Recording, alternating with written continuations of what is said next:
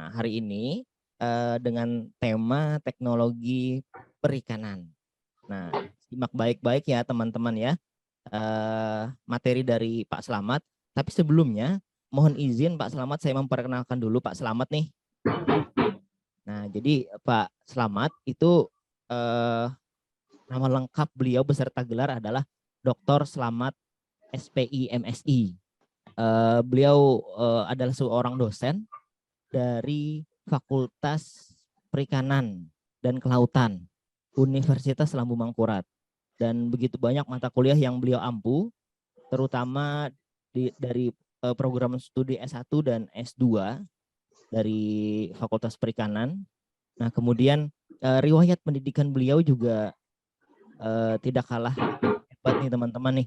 S1-nya beliau di Universitas Lambung Mangkurat Perikanan tahun 1997 sampai 2001, kemudian melanjutkan studi pasca sarjananya di ITB dengan bidang ilmu bioteknologi di tahun 2006 sampai 2009. Kemudian beliau lanjut lagi di Unibrau, Universitas Brawijaya ya Pak?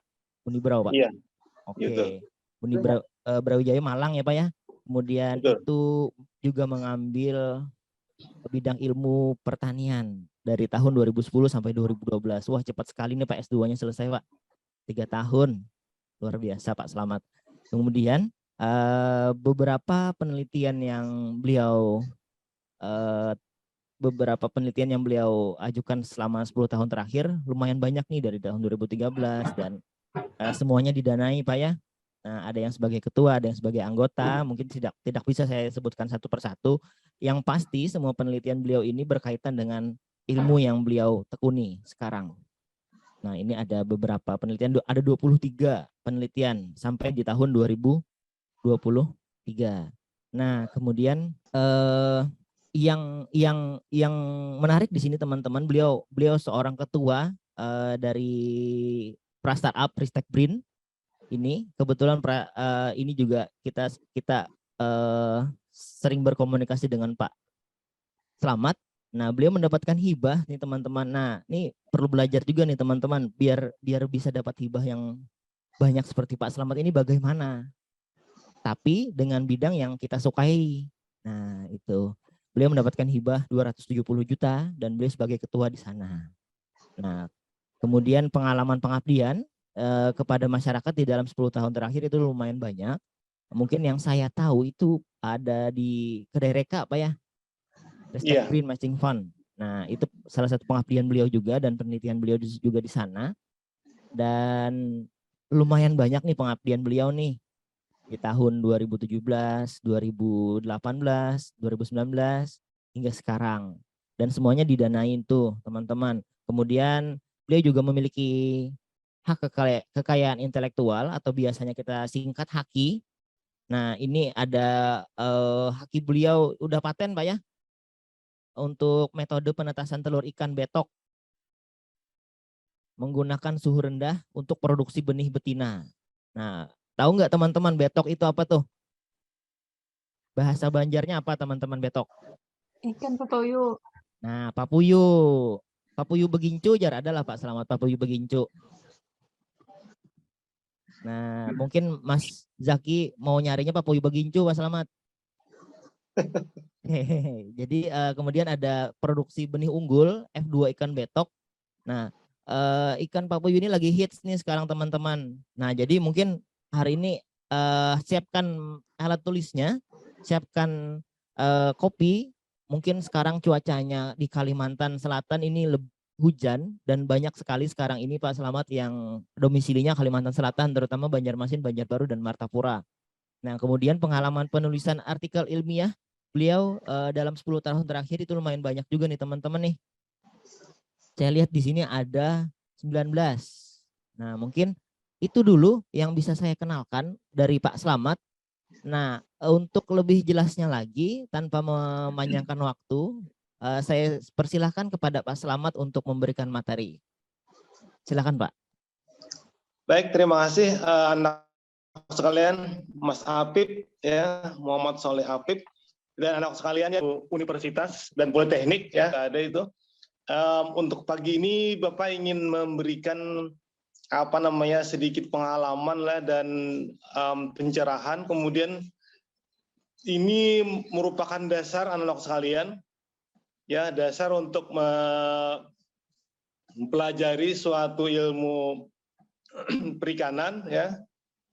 Dan suatu saat mungkin nanti kalau anak-anakku sekalian itu tertarik ya dengan teknologi perikanan ini, tidak menutup kemungkinan nanti suatu saat anak-anak sekalian itu ada yang jadi pengusaha perikanan. Kenapa demikian?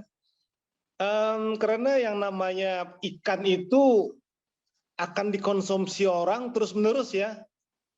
Akan dikonsumsi orang terus-menerus sampai kapanpun ya, sampai dunia ini berakhir, ikan itu akan terus-menerus dikonsumsi orang. Apalagi kita ini kan termasuk di jalurnya IKN ya. Kalimantan Selatan itu salah satu dari yang dicantangkan oleh Presiden sebagai penyangga lumbung pangan ya, baik itu pangan nabati ataupun pangan hewani ya. Nah, salah satu pangan hewani itu adalah ikan. Nah, di kesempatan ini Bapak berharap banyak pada anak sekalian. Kenapa demikian? Karena yang namanya keterampilan, sekecil apapun keterampilan itu tidak menutup kemungkinan justru itu nanti yang menolong kalian, ya, yang menolong kalian untuk hidup dan survive dalam kehidupan ini ya. Ya, ada teman Bapak itu ya, dia dari Fakultas Kehutanan, dia dulu berharap bekerja sebagai tenaga di dinas kehutanan, tapi apa yang terjadi? Justru dia jadi pengusaha perikanan ya. Apa artinya? Dia tadinya kuliah di Fakultas Kehutanan, justru jadi pengusaha di perikanan. Ya. Jadi yang namanya nasib hidup itu dan rezeki itu memang sulit untuk ditebak. Banyak teman-teman Bapak itu yang tadinya kuliah di Fakultas Perikanan, justru kuliah bekerja di bank. Kan sangat jauh itu. Dan tidak sedikit anak-anakku dari dari ekonomi, justru dia jadi pedagang ikan, bukan jadi pedagang lagi, jadi juragan ikan lah. Banyak itu di hulu sungai yang Bapak temui seperti itu, ya. Nah, jadi yang namanya keterampilan itu anak-anakku sekalian tidak menutup kemungkinan justru hal-hal yang kecil tapi itu menarik dan itu kalian jiwai, justru itu yang akan menjadi besar. Nah, dalam kesempatan ini anak-anakku sekalian, Bapak ingin men-trigger kalian. Bapak ingin memperkenalkan beberapa teknologi perikanan yang bisa kalian kembangkan, ya. Baik teknologi yang sangat sederhana, ataupun dan sampai ke teknologi yang modern, ya. Nanti salah satunya Bapak akan mengenalkan teknologi budidaya ikan papuyu lah, betok. Ya, kenapa ikan betok nanti Bapak jelaskan nanti sedikit di belakang ya. Nah, anak-anak sekalian, pada kesempatan ini kan Bapak tidak banyak yang dapat Bapak berikan kepada kalian semua gitu ya. Kalian bisa mencat Bapak atau belajar ke tempat Bapak di stasiun penelitian Bapak di daerah Amuntai itu Mas Apip tuh pernah ke tempat Bapak. Kebetulan sekarang kita produksi Grace Cup ya. Grace Cup, dan di sana kita sudah membuat teknologi RAS ya, resirkulasi air ya. Jadi kita menggunakan sistem recycling ya air. Jadi air itu tidak dibuang tapi di recycling. Dan kita sudah menggunakan semua teknologi di situ ya. Sekarang sudah berbeda ya dengan yang Mas Apip yang kemarin ke sana ya. Jadi sekarang sudah menggunakan filternya itu sudah jalan ya. Kita menggunakan rotary untuk filternya itu, dan itu untuk sekarang di Kalimantan Selatan itu satu-satunya ya pengembangan teknologi seperti itu. Kemudian kita sudah mengembangkan juga untuk setting pipanisasinya, kemudian pompanya kita sudah menggunakan WiFi. Jadi teknologi internet itu sudah kita terapkan di sana.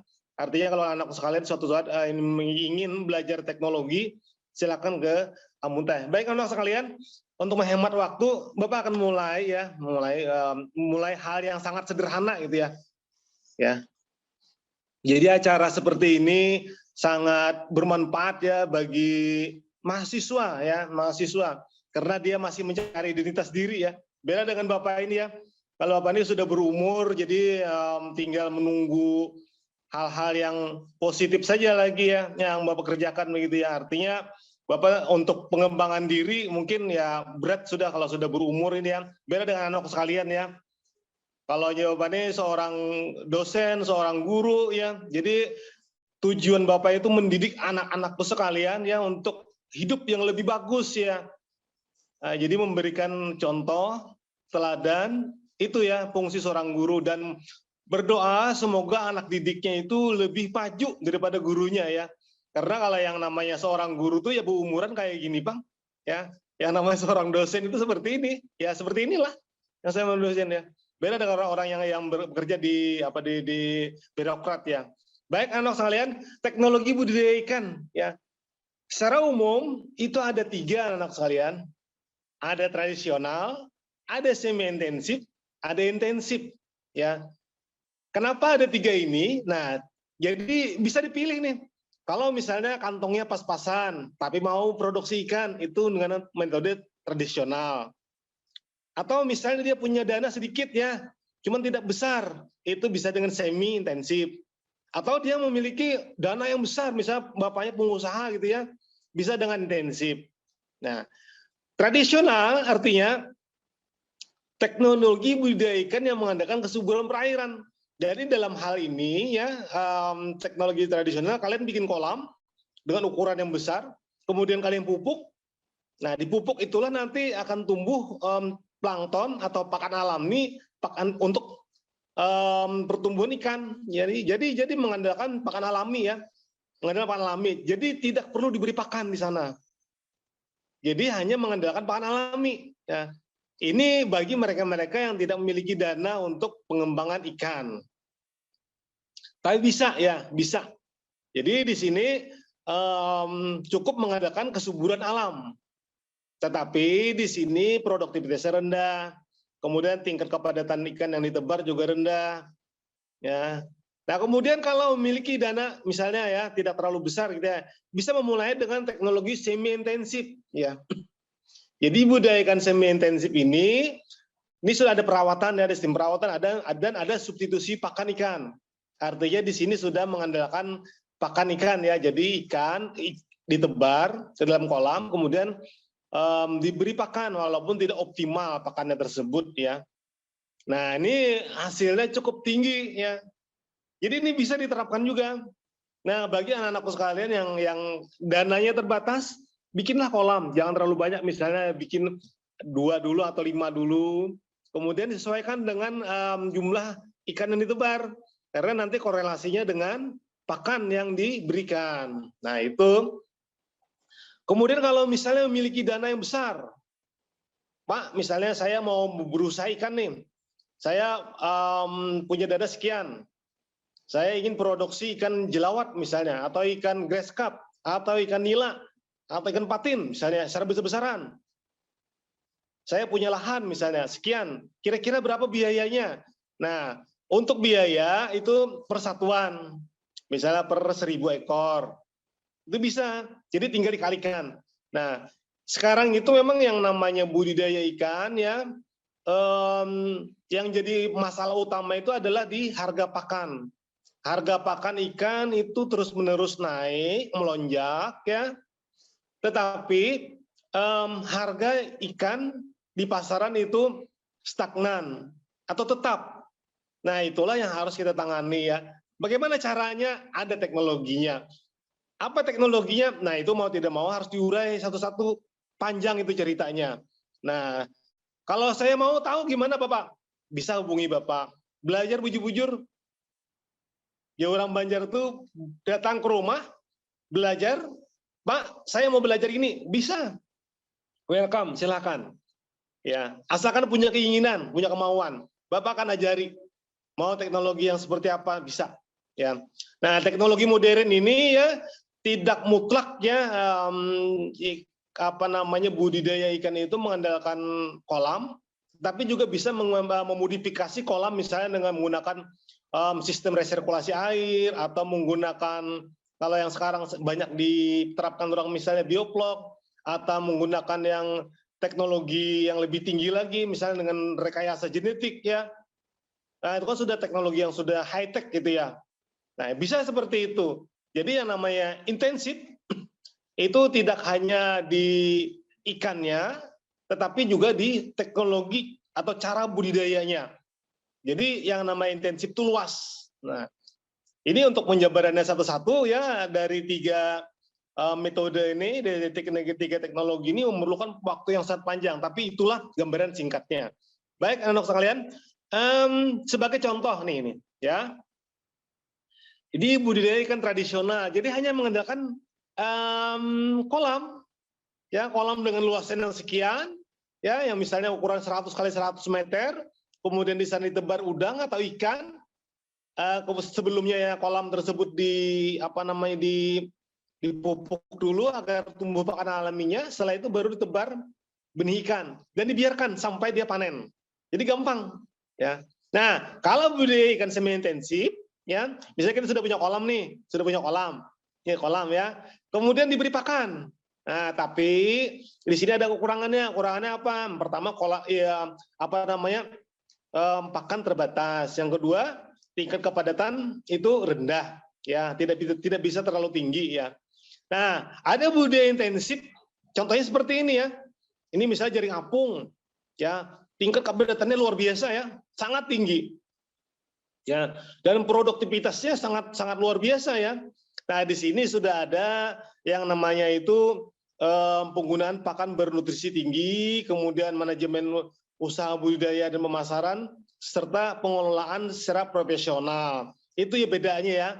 Jadi di usaha budidaya ikan secara intensif ini ada manajemen usaha dan pemasaran yang dikelola secara profesional. Nah, itu yang membedakan. Jadi segala sesuatunya itu benar-benar dicatat ya. Kemudian pasarnya sudah jelas. Kemudian panen per bulannya misalnya 10 ton misalnya ya. Dan itu sudah terserap oleh pasar. Jadi pasarnya sudah ada, produksinya sudah nyata gitu ya. Itu secara intensif. Dan ini sangat menguntungkan anakku sekalian. Sangat mengasihkan. Makanya anakku sekalian, begitu nanti kalian selesai kuliah atau mengikuti wirausaha Merdeka Belajar ini ya, alangkah baiknya nanti kalau kalian tertarik dengan perikanan atau pertanian atau peternakan, alangkah baiknya anak sekalian kalian magang. Jangan sampai di teori ini ya.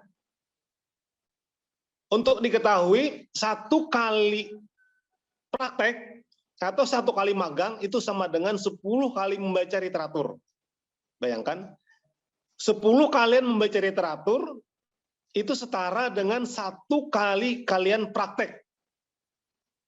Jadi, dan hasilnya pun jauh lebih bagus yang 1 kali praktek dibandingkan 10 kali membaca teori.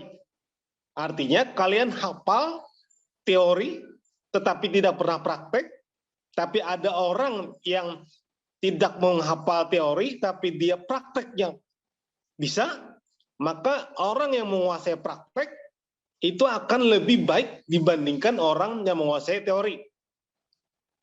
Ya, begitu.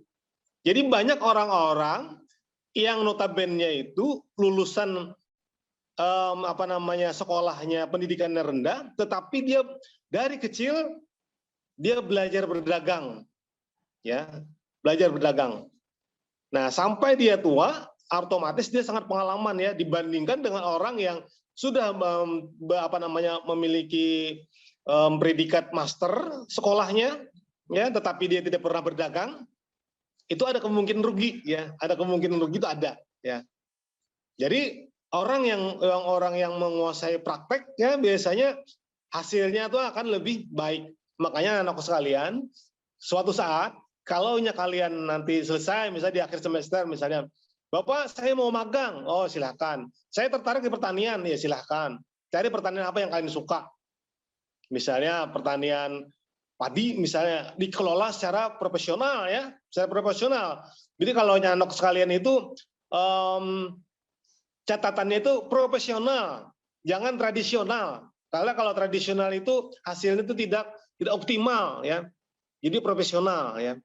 Misalnya kalau orang tua kalian itu membajak sawah dengan traktor yang masih dikendalikan oleh tangan, tapi kalian juga membajak traktor tapi dikendalikan oleh apa? Dikendalikan oleh teknologi ya. Jadi tidak menggunakan tidak menggunakan tangan lagi membajak sawahnya, tapi sudah menggunakan drone misalnya gitu ya. Misalnya kalian kalau menyemprot padi misalnya menggunakan tangan, sekarang sudah menggunakan drone. Itu artinya pengelolaan secara profesional. Nah, itu maksud Bapak itu ya. Jadi anak-anakku sekalian, kalau kalian nanti di akhir semester banyak punya pengalaman nih, kan berbagai macam ahli ya yang memberikan masukan terhadap atau yang memberikan materi wirausaha Merdeka Belajar ini ya. Ini kalian untuk lebih mendalaminya itu nanti harus praktek ya. Carilah tempat yang lebih bagus ya. Atau misalnya kalian mau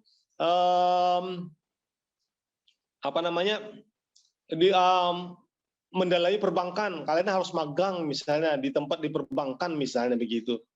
Atau di ekonomi kreatif misalnya ya. Harus seperti itu ya, supaya pendalamannya itu lebih bagus. Kemudian macam-macam budidaya ikan. Nah, ini anakku sekalian. Budidaya ikan itu secara umum itu ada 3. Ada air tawar, ada air payau, ada air laut ya. Nah, ini makanya ini Bapak ingin menyampaikan kepada anak sekalian, kalian itu nanti tertariknya di mana? Mau laut kah, payau kah, atau tawar? Nah, kalau payau, kalau tawar misalnya tawar misalnya, Pak, saya tidak banyak punya modal nih, saya mau ditawar aja, bermainnya boleh. Jenis apa yang bisa saya kembangkan? Banyak. Ada ikan konsumsi, ada ikan hias. Ya, ikan hias sangat banyak ragamnya, baik yang berukuran yang besar ataupun yang kecil. Dari harga Rp1.000 sampai harganya ratusan juta. Ya. Kalau jenis siluk, tahu kalian siluk? Tahu siluk? Arwana. Arwana itu kan harganya 100 juta. Kalau super red itu, super red atau yang ya seperti ini ya, atau ikan koi, tapi sudah menang kontes ya. Jadi koi ini kalau menang kontes ya, sekali jadi menang kontes, itu harganya sudah puluhan juta ya. Karena dia digunakan sebagai bibit nantinya ya, sebagai induk ya. Karena dia menang kontes itu dia memiliki karakteristik yang bagus ya, sehingga kalau dijadikan induk nanti akan memberikan hasil yang optimal juga pada anaknya. Artinya akan memberikan anak-anak yang bagus juga gitu ya. Nah, untuk budidaya air tawar itu banyak ragamnya. Ini ya, ada ikan hias seperti koi contohnya ya. Ada ikan konsumsi ya. Ikan konsumsi ada yang bersisik, ada yang tidak. Contohnya yang bersisik ini ya, ikan nila, ikan mas, ikan gurame, ikan papuyu. Contohnya yang tidak bersisik misalnya ikan catfish, ikan patin, lele ya, yang tidak bersisik. Jadi ada ikan yang di dasar, ada ikan yang di permukaan, ada ikan di pertengahan. Ikan di dasar apa? Misalnya belut di dasar. Nah, jadi banyak jenis ikan yang bisa dikembangkan ya. Artinya untuk budidaya ikan, air tawar itu banyak yang bisa dibudidayakan. Tetapi untuk pangsa pasarnya, untuk air tawar ini ya, pasar ekspornya agak sulit ya. Kenapa agak sedikit sulit? Karena produktivitas ikan air tawar itu tidak sebesar ikan yang di payau. Ya. Sekarang payau, coba lihat sekarang. Yang namanya ikan kakap atau ikan nila salin ya, ikan nila tuh ada yang hidup di air tawar, ada ikan hidup di air payau ya. Ikan bandeng, kepiting, udang, ini semua komoditas ekspor. Jadi kok yang namanya komoditas ekspor itu memang berapapun produksi itu akan diserap oleh pasar internasional. Itulah bedanya ya antara ikan air tawar dengan air payau. Air payau memang biaya untuk pengembangannya itu cukup besar ya karena memerlukan lahan yang luas. Tetapi dia pangsanya pasar internasional ya, pangsa internasional ya, diekspor. Nah, kalau air tawar itu bisa ukurannya kecil, lebih sempit ya. Ya, bisa ya di pekarangan rumah misalnya bikin bikin kolam itu bisa. Ya bisa. Kalau ikan air payau misalnya kalian produksi udang atau kepiting. Kepiting ini banyak ya, kepiting soka misalnya yang lembut ya. Atau ikan kerapu atau kakap ya, kakap biasanya kalau di perairan payau yang diproduksi orang. Kemudian ada ikan milfish misalnya ikan bandeng ya. Itu juga pasar internasional juga ya, pasar ekspor juga. Tetapi yang banyak itu yang sekarang dikembangkan orang adalah udang atau kepiting ya. Kemudian ikan kakap. Karena pasarnya itu sangat jelas ya. Kemudian ada budidaya ikan laut ya. Nah, ini lebih mahal lagi nih. Jadi tingkatannya air tawar, payau dan laut. Nah, kalau laut ini memerlukan skill yang mumpuni ya, kemudian dana yang besar, kemudian pengelolaannya harus profesional ya. Sebagai contoh nih misalnya ya, budidaya ikan kerapu misalnya, atau bawal bintang, atau ikan tuna, atau lobster, atau timun laut misalnya ya. Ini timun laut ya. Atau rumput laut misalnya. Nah, ini kan perlu pengelolaan yang profesional, terutama untuk jenis ikan yang memiliki harga yang fantastis ya, seperti lobster misalnya, atau ini tuna dan kerapu ya. Ini kan memiliki harga fantastis ya. Nah, itu kan dikelola secara profesional. Dia harus di perairan laut ya.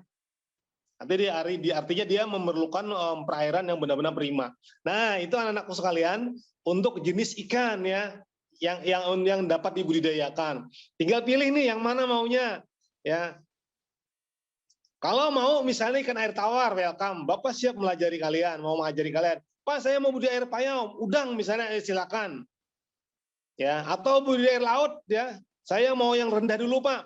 Mau yang sederhana dulu, apa itu? Misalnya rumput laut. Ya, nanti kalau dananya mulai cukup ya, arahnya ke kakap misalnya ya. Bertahap dulu. Kalau dananya lebih bagus lagi misalnya ke kerapu ya, atau bawal bintang ya. Kalau ikan tuna dan lobster itu memerlukan biaya yang tidak sedikit ya, dan manajemen usahanya itu sangat rumit ya, terutama untuk tuna ya. Tuna. Kalau lobster itu masih bisa ya, tapi lobster ini yang jadi masalah itu adalah sumber benih ya, sumber bibit yang masih terbatas ya. Yang memungkinkan itu adalah kerapu ya, atau bawal bintang, rumput laut ya yang paling mudah itu ya. Nah, itu juga pasarnya ekspor semua nih ya. Itu untungnya. Kemudian berbicara masalah wirausaha ya. Wirausaha budidaya ikan ya. Tadi itu teknologinya ya. Nah, wirausaha budidaya ikan karena yang dipelihara itu adalah makhluk hidup ya. Yang namanya makhluk hidup itu bisa sakit ya, memerlukan pakan. Beda dengan tumbuhan. Tumbuhan cukup dipupuk ya, dan dibersihkan rumputnya ya, itu bisa tumbuh. Kalau makhluk hidup seperti ikan, karena dia makhluk hidup, ikan ini makhluk hidup, dia perlu perhatian. Nah, dia memerlukan pakan, dia terpengaruh pada lingkungan. Artinya kualitas air yang jelek ya, atau yang tidak tidak bagus ya, atau di sana ada limbah, maka itu akan berpengaruh pada pertumbuhannya. Kemudian mudah terserang penyakit ya, karena makhluk hidup ya.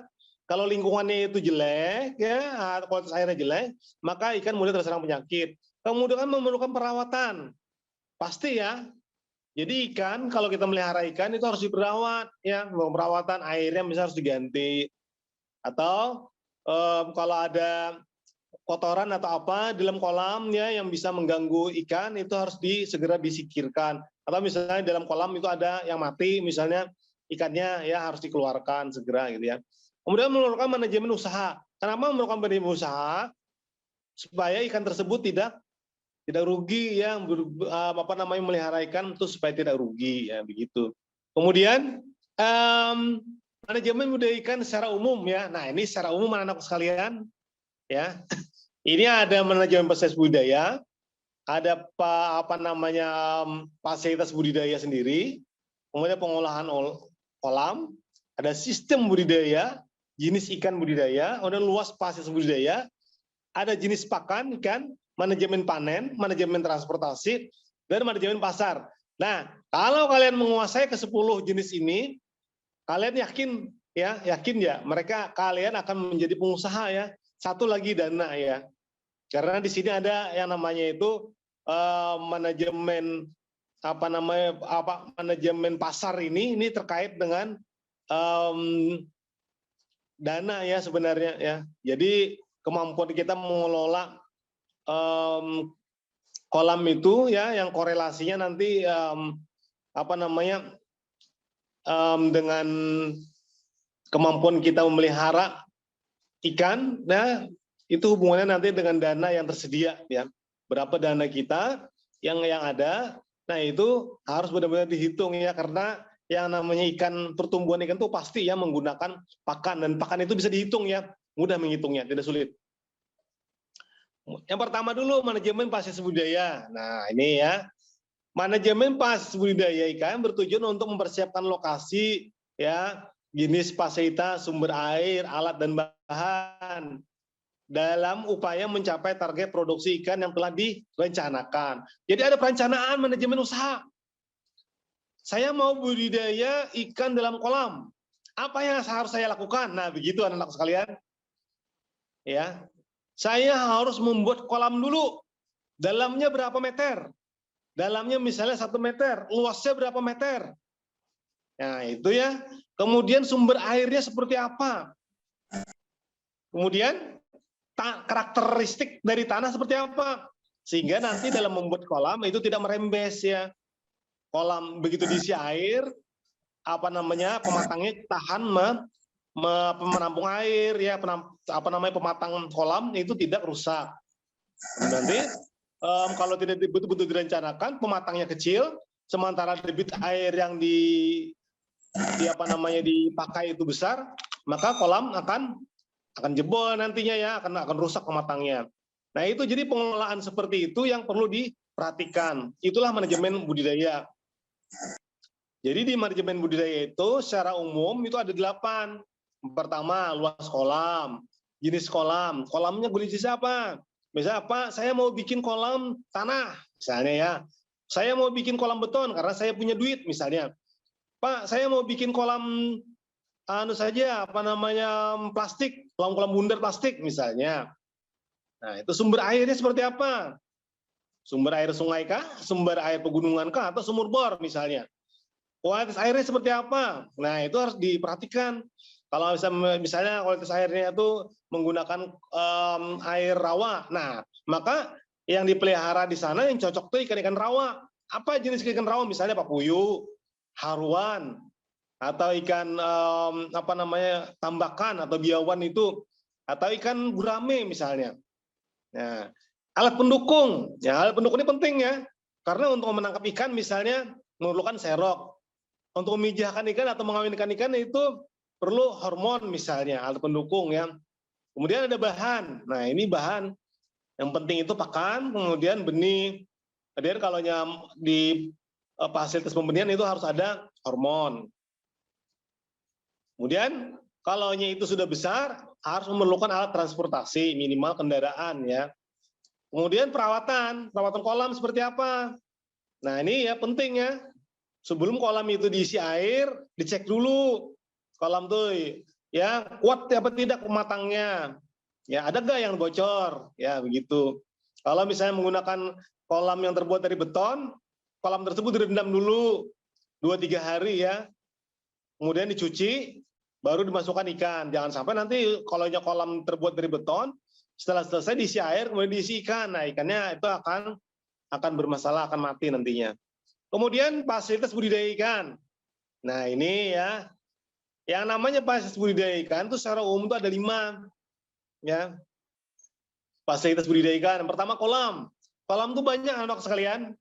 Kolam itu ada yang kolam tanah, kolam beton, kolam semi permanen, ada bentuknya itu ada kolam persegi, ada bundar, ada tidak beraturan, ya. Kemudian jenis kolam itu ada kolam air tenang, kolam air deras, semi deras, ya. Jadi itu. Nah, kemudian karambang. Jadi kan anak-anakku sekalian kalau kalian ke hulu sungai itu kan sering kan kalau jalan di pinggir sungai itu lihat keramba. Itu yang namanya keramba itu ada keramba apung, ada keramba dasar, ada keramba tancap ya. Bahannya itu ada kayu, ada bambu, besi dan kawat ya. Ada juga yang namanya pispen, itu badan airnya kurung. Ada juga kolam plastik ya. Nah, kolam plastik misalnya fiberglass. Kemudian ada fasilitas pendukung seperti hapa, net, serok, ember, baskom, styrofoam itu penting ya. Nanti kalau membudidayakan ikan harus ada ini. Karena untuk mengangkut ikan kan harus menggunakan alat fasilitas pendukung. Ya. Jadi memang dalam kesempatan ini Bapak Ibu banyak yang umum ya. Karena kalau secara spesifik itu terlalu panjang, terlalu mendalam itu takut kalian tidak paham. Jadi Bapak memberikannya itu secara umum. Nanti suatu saat kalau kalian mau, Pak, saya mau secara khusus nih mau membudidayakan ikan ini. Seperti apa caranya? Nah, itu kalian bisa tinggal pilih maunya seperti apa. Saya mau canggih, Pak. Oh ya ini caranya seperti ini. Nah, ini kolam beton contohnya ya, ini tambak. Ini kolam tanah ya. Ini kolam bundar, ini kolam fiber. Kemudian ini keramba kayu, jaring apung ya. Ini jaring apung yang di laut misalnya ya. Kemudian ada keramba hapa. Jadi di sini mulai yang paling murah ya. Misalnya tidak mampu beli keramba atau jaring apung, udah pakai hapa saja bisa. Misalnya tidak mampu bikin kolam beton atau kolam bundar, udah bikin kolam tanah saja yang lebih murah. Nah, di sini ada kolam hias ya, ada juga. Ini biasanya untuk memelihara ikan-ikan yang nilainya tuh nilai yang harganya fantastis ya. Misalnya kalian bikin rumah misalnya ukuran berapa meter persegi gitu yang luas gitu ya. Di dalamnya saya mau bikin kolam hias, oh bisa bikin seperti ini misalnya ya. Jadi di sana ditebar ikan hias ya untuk menghias rumah ya misalnya. Atau misalnya di akuarium, atau bisa di kolam terpal, kolam bundar itu ya. Atau misalnya kolam resirkulasi air ya. Pak saya mau canggih ya ini kolam resirkulasi air ya. Ya yang namanya resirkulasi air itu sudah high tech ya. Nah ini fasilitas budidaya ikan ya. Kemudian metode budidaya. Seperti apa metode budidayanya? Nah, ini ada metode monokultur atau tunggal spesies ya, misalnya kalian membudidayakan ikan secara tunggal, misalnya membudidayakan nila dalam satu kolam, satu ikan ya. Atau budidaya polikultur, misalnya ikan nila dengan ikan gurame misalnya. Atau ikan emas dengan ikan jelawat misalnya, itu polikultur ya. Nah, itu. Atau misalnya ikan lele dengan ikan patin, misalnya polikultur ya. Yang satu jenis ya, yang masih satu kerabat. Atau budidaya sistem kanibalisme, misalnya kalian memelihara ikan gabus. Nah, melihara ikan gabus, pakannya apa? Misalnya ikan sepat ya, atau ikan rucah. Atau sistem budidaya parasitisme. Ya. Jadi ikan karnivora ini dipelihara dalam satu tempat dengan ikan herbivor ya, tetapi terpisah ya dengan pembatas ya. Sebenarnya yang namanya parasitisme ini sama dengan budidaya kanibalisme ya. Tetapi parasitisme ini bedanya itu ada pembatas itu saja ya. Misalnya memelihara induk ikan nila ya. Kemudian di sampingnya itu memelihara ikan gabus dengan harapan nanti anak ikan nila ini ikan nila melahirkan maksudnya beranak ya. Kemudian dimakan oleh ikan gabus ya, tetapi induknya tetap ada ya, induknya tetap hidup begitu ya. Beda dengan kanibalisme tadi, semuanya akan dimakan ya, baik anaknya ataupun induknya. Tetapi antara budaya kanibalisme dengan parasitisme itu mirip ya. Bukan mirip lagi sebenarnya, hampir sama ya. Pendaftarannya Mas. Beda. Pendaftaran jadi kita pengalaman paling kayaknya ini tuh udah belakang panggung ya. Kemudian luas fasilitas budidaya. Nah, ini anak-anakku sekalian perlu juga diperhatikan. Ini kan berbanding lurus dengan jumlah benih yang dipelihara dan dana yang diperoleh, yang dipunyai maksudnya ya. Ada luas fasilitas, ada pertumbuhan benih, ada jika kolam muka atau keramba dari kampung dan memiliki sumber air yang prima, kemudian kolam yang terlalu luas dengan kepadatan rendah ya, atau jika kolam terlalu sempit sementara kepadatan tinggi, maka dapat menyebabkan persaingan ruang yang lebar. Nah, luas fasilitas ini korelasinya dengan jumlah benih, kemudian kemampuan finansialnya, dan permintaan pasar ya. Itu kalau luas fasilitas budidaya ini itu korelasinya seperti itu. Kemudian ada juga jenis pakan. Jadi pakan ikan itu ada 3 secara umum ya, ada pakan alami, ada pakan semi alamiah, ada pakan buatan.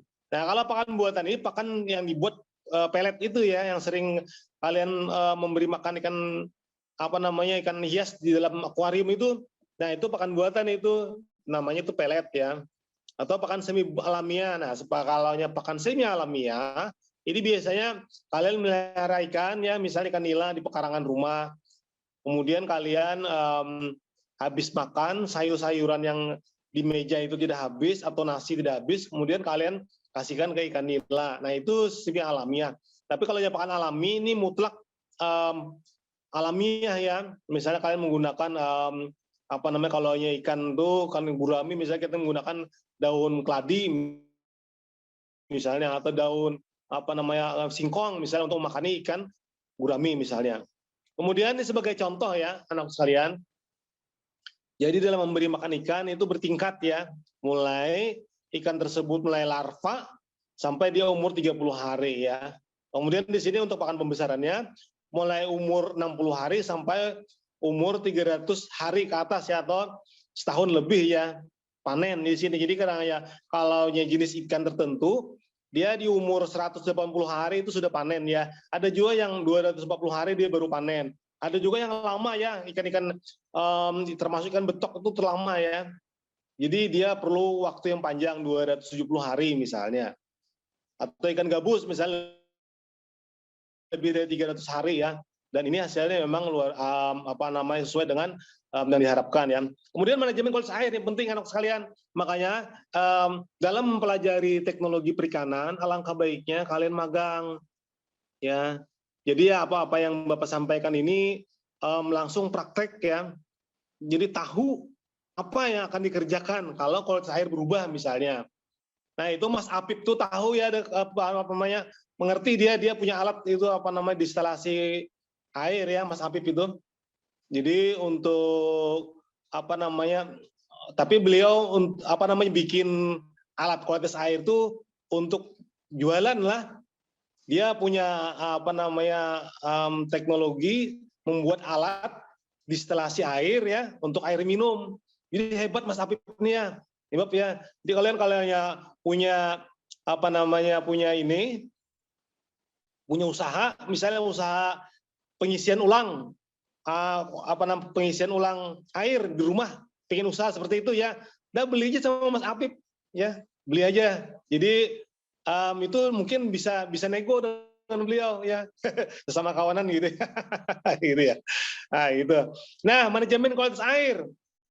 Jika memungkinkan kolam dibuat lingkungan perairan rawa ya. Ini kalau hanya kolam rawa ya, kalau hanya kolam dekat sungai ya, jadi kolam dekat sungai atau di perairan pesisir ya, laut ya. Jadi yang namanya kualitas air itu tergantung di mana kita maunya bikin kolam.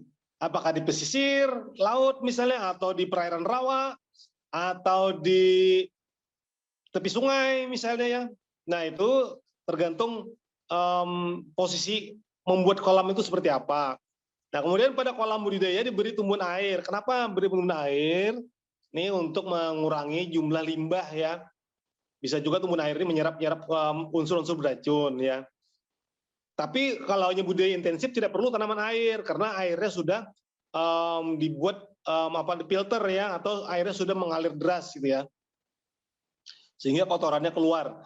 Pada kolam yang dibuat pintu air ya, untuk penambahan penguras air. Jadi dalam kolam itu perlu pintu air agar bisa menjaga, misalnya airnya terlalu rusak, sudah rusak ya, sudah terlalu kotor misalnya, itu tinggal dibuka pintu air itu tersebut, maka air yang keluar kemudian diganti lagi. Itu salah satu untuk menjaga kualitas air. Nah, kemudian jika terjadi penurunan kualitas air, maka air dalam kolam itu perlu ditambahkan atau dialirkan.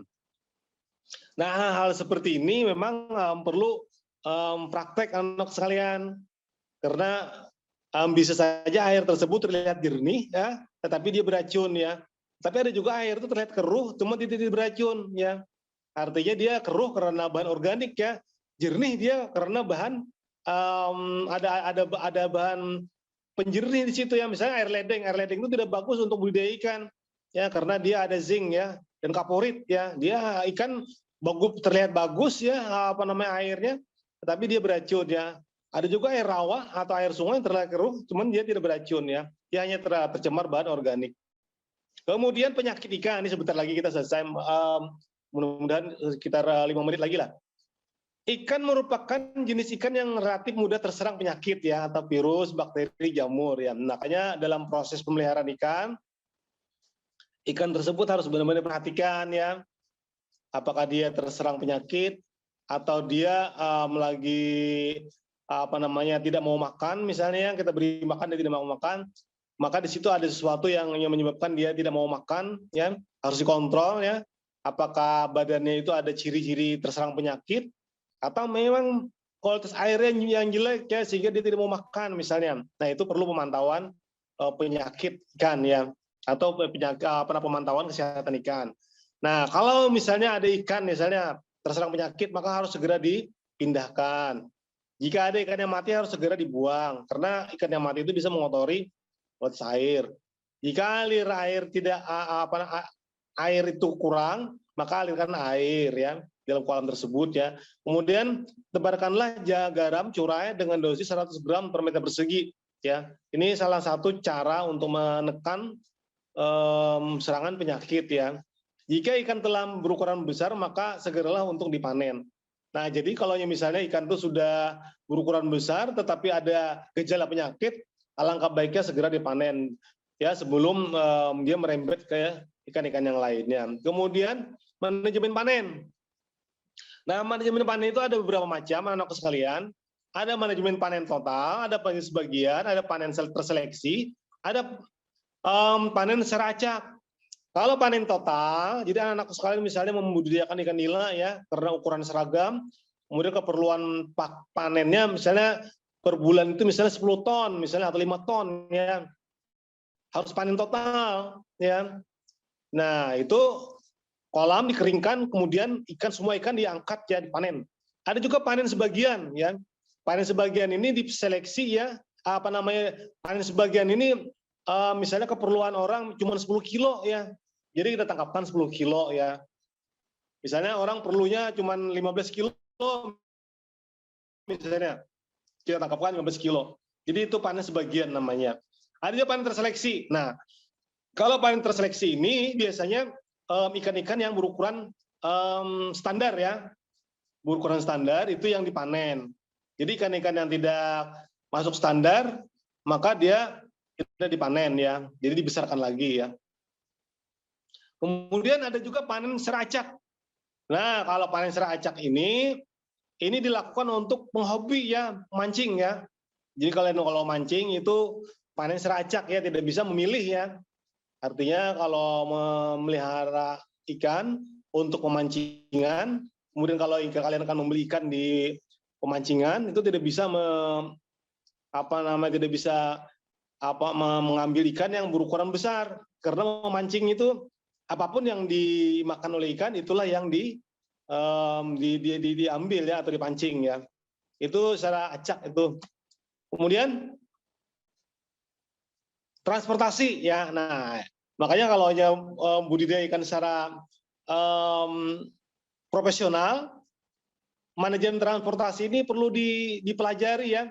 Karena takutnya nanti kalau kalian misalnya mengirim ikan dari Banjarbaru misalnya ke hulu sungai misalnya, oksigennya kurang, maka di tengah jalan dia akan mati. Nah, maksud Bapak itu seperti itu. Jadi mempelajari manajemen transportasi itu penting ya untuk distribusi ikan. Atau misalnya kalian mau transportasi ikan dari sini ke Surabaya misalnya, harus hidup ya. Harus hidup misalnya kalian mentransportasi ikan jilawat misalnya dari Banjarbaru ke Surabaya misalnya ya. Harus hidup. Nah maka itu bisa dihitung nanti berapa keperluan oksigennya ya. Berapa oksigennya, kemudian berapa ukuran kolamnya, apa namanya kantongan plastiknya maksud Bapak. Nah, secara umum transportasi itu ada 3, ada tertutup ya, ada transportasi terbuka, ada transportasi lembab atau basah, ada transportasi dengan alat bantu ya. Kalau transportasi tertutup itu ikan dimasukkan dalam kantong plastik ya, yang biasa kalian beli itu ya. Kemudian dikasih oksigen. Kalau transportasi terbuka cukup ditaruh di dalam ember atau di dalam baskom atau di dalam drum ya. Tapi ini untuk ikan-ikan yang memiliki labirin ya, atau ikan-ikan yang memiliki organ napas tambahan. Ada juga transportasi lembab ya. Ini bisa, artinya mentransportasi ikan cukup dengan air yang sedikit ya. Misalnya kalian mentransportasi ikan lobster ya, lobster misalnya, atau ikan gabus atau papuyu ya. Tidak perlu air yang banyak misalnya. Atau dengan transportasi dengan alat bantu misalnya ya, bisa juga. Saya menggunakan aerator. Jadi selama jalan itu kalian menggunakan aerator. Nah, manajemen pasar ini penting anak sekalian. Berapa keperluan pasar, kita harus mengikuti produksi itu. Ya, jangan sampai nanti kalian keperluan pasarnya cuma 500 kg, ya, sementara kalian memproduksinya 1000 kg, ya.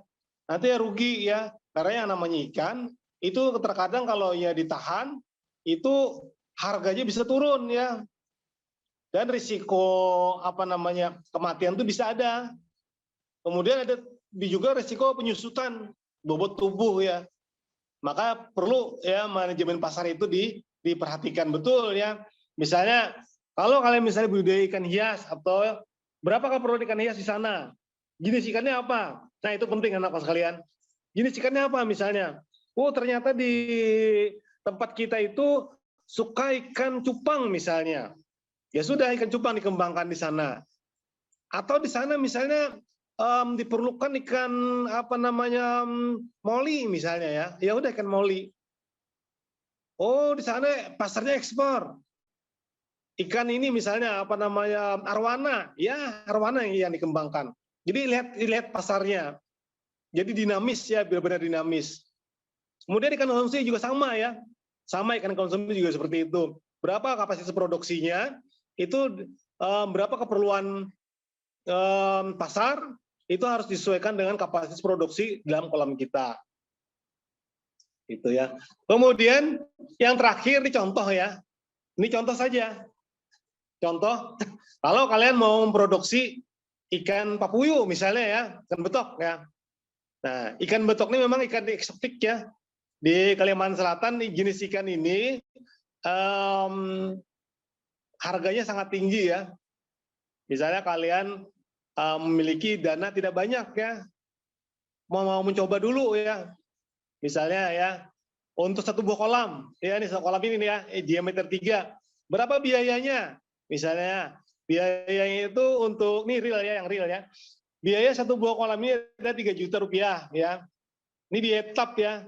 Jadi ketahanan kolam ini sampai 5 tahun ya kolam ini. Kemudian pada tebarnya misalnya 1000 ekor ya. Harga benih berapa? Misalnya 250 per ekor ya.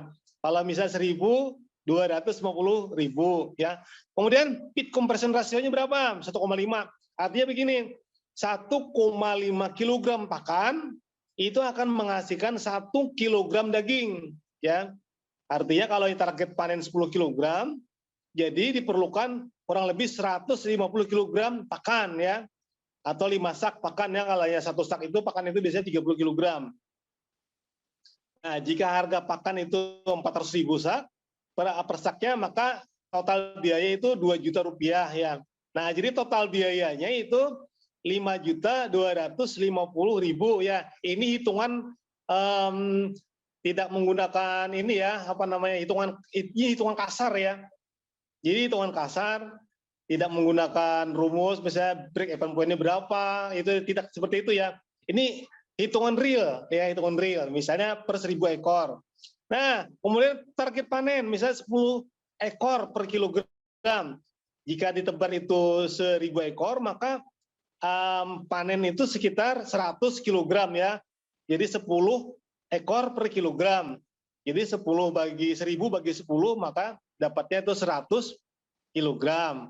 Nah, jika harga sekarang ya, sekarang itu ikan papuyuh yang sekilo 10 ekor itu harganya itu kurang lebih 100.000 per kilogram. Maka diperoleh 10 juta ya, apa namanya, hasil penjualan. Kemudian dikurang biaya produksi berapa? 5.250. Maka laba bersihnya adalah 4.750.000 per siklus produksi ya, per 8 bulan. Ini kalau 1 buah kolam ya. Kalau kalian misalnya punya 5 buah kolam atau 10 buah kolam, maka tinggal dikalikan ya. Tinggal dikalikan ini ya, hasilnya seperti itu. Jadi lumayan ya, lumayan besar ya. Kalau punya kolam beberapa buah gitu. Nah, catatan di sini biaya tenaga kerja dianggap nol, artinya kalian tidak mengupah tenaga kerja ya, artinya dikerjakan sendiri ya. Jadi semua dikerjakan sendiri gitu ya. Nah, begitu secara ringkas ya yang dapat Bapak sampaikan untuk apa namanya teknologi budidaya ikan ya, untuk lebih apa namanya menggali informasi atau kalian mau bertanya sesuatu yang belum paham, silakan. Kalau mau bertanya ya saya buka layanan apa namanya pertanyaan, silakan Mas Apip. Untuk sementara Baik, Pak. itu dulu yang bisa Bapak sampaikan. Siap, siap. Terima kasih banyak nih Pak Slamet nih, materinya luar biasa nih Pak. Bagi teman-teman dipersilahkan kalau seandainya ada yang bingung atau mau ditanyakan Pak Slamet, silakan raise hand atau langsung unmute. Mana nih suaranya nih teman-teman nih? Apa ketiduran nih Pak Slamet? Ya, silakan. Mereka sedang cuacanya sedang dingin nih. Silakan, ada yang ditanyakan? Nah, Mas Zaki, silakan Mas Zaki. Izin bertanya, Pak. Oh, silakan Mas Zaki. Perkenalkan, saya Muhammad Zaki Zaidan dari Fakultas Perikanan dan Kelautan Universitas Lambung Mangkurat. Ya. Jadi pertanyaan saya begini, Pak. Saya pernah budidaya ikan nila bioplok dengan kepadatan tinggi di kolam terpal. Namun pada ikan yang saya budidayakan itu hanya 1 dari 8 kolam yang selamat dari jamur, Pak. Karena kemarin itu baru pertama kali nyoba bioplok. Nah, di situ atapnya itu paranet, Pak. Jadi air hujan itu masuk, bukan atap seng. Apakah air hujan itu mempengaruhi jamur yang ada di kolam ikan itu, Pak? Sekian, terima kasih. Iya. Mas Zaki, ini pertanyaan yang di kolom chat juga ya? Inggih, pertanyaan yang di kolom chat. Baik, baik. Silakan Pak, selamat. Monggo Pak, dijawab Pak. Oke. Oke, anakku Zaki ya. Zaki tadi melakukan proses budidayakan dengan sistem bioplok. Pertanyaannya, apakah air hujan itu dapat mempengaruhi pertumbuhan jamur? Kan begitu ceritanya. Nah, begini anak sekalian. Jamur itu bukan disebabkan oleh air hujan atau serangan bakteri misalnya. Apakah betul itu karena air hujan? Tidak jawabannya. Terus apa masalahnya? Nah, masalah itu di sini. Nah, jadi kalau ikan papuyuh di tempat asalnya ya, di tempat asalnya kan ikan papuyuh itu dipelihara di dalam kolam tanah. Nah, yang namanya kolam tanah yaitu akumulasi penyakit ya, akumulasi penyakit dalam tubuh ikan itu pasti ada. Ya, sebagai contoh, dalam tubuh kita ini ada bibit influenza ya. Kalau yang sekarang itu ada bibit COVID ya. Tetapi yang namanya bibit influenza atau selesmaan itu bisa muncul, bisa tidak, tergantung ketahanan tubuh kita. Nah, itu anak sekalian. Sama juga dengan ikan yang tadinya dipelihara dalam kolam tanah, pada saat dia kondisinya tidak stres, air terus-menerus mengalir, ikan sehat ya. Nah, begitu dia dipanen, kemudian dia terjadi gesekan antara temannya, apalagi ikan papuyu ini kan dia punya duri ya. Kemudian dia di lingkungan yang kotor, atau di lingkungan yang ekstrim. Kalau di bioplok itu sebenarnya kalau lingkungannya ekstrim, ya, di airnya tidak pernah berganti, ya, airnya pekat, ya, walaupun di situ ada proses bakteriolisis ya, ada aktivitas bakteri di situ ya, ada proses bakteri di situ ya, artinya kotoran dan limbah di situ diproses ya oleh bakteri dan itu nanti dikonsumsi lagi oleh ikan, kan begitu ceritanya. Tetapi karena airnya itu terlalu kotor, nah itu yang menyebabkan pertumbuhan jamur itu meledak. Ya. Nah, apakah air hujan itu bisa mempengaruhi? Bisa, jawabannya bisa. Tetapi tidak signifikan. Yang nyata itu adalah suhu, ya, suhu. Kalau di air di kolam tanah itu suhunya lebih stabil dibandingkan kolam di permukaan tanah. Nah, itu kemudian karena ikan yang dipelihara itu ya, karena ikan yang dipelihara itu tadinya banyak yang lecet ya akibat gesekan di antara temannya, kemudian kepadatannya tinggi, kemudian sistem resirkulasi airnya itu kurang bagus, disitulah terjadinya proses tumbuhnya jamur. Maka satu ekor yang kena jamur, maka semuanya akan kena jamur. Bagaimana caranya supaya ini terbebas dari jamur? Caranya seperti ini. Sebelum ikan ditebar, itu di-screening dulu. Ditaruh dulu dalam baskom atau di dalam di dalam kolam, di sana diobati dulu ikan tuh, ya, diobati dulu, screening dulu. Bagaimana cara men-screeningnya? Gampang sebenarnya. Yang paling mudah itu sudah taburkan aja garam.